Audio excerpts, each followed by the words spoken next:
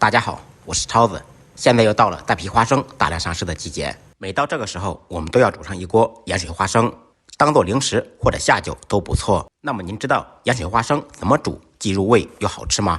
今天超子就把饭店的做法分享给大家。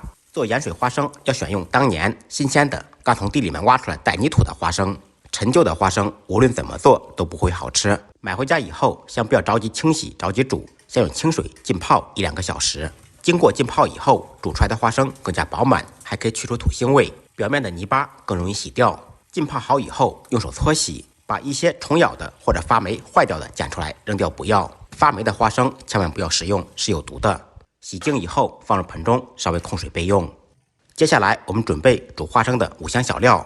以1000克花生为例，放入10粒花椒、2个八角、1块桂皮、1个草果、1片香叶、2个干辣椒，少许小茴香。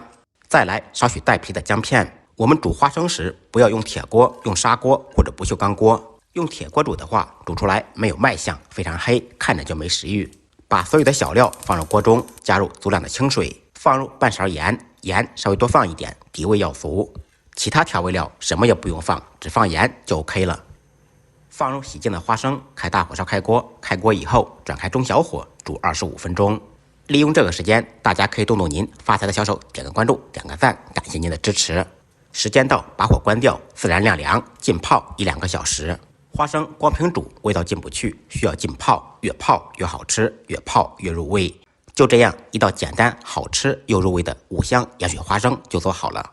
我们打开一个尝一下，非常香，非常入味，而且非常饱满。浸泡好的花生装入盘中就可以食用了。盐水花生从小到大一直是我的最爱，希望我的方法能够帮到你。感谢您的支持点赞，再忙再累记得按时吃饭。下期视频见，拜拜。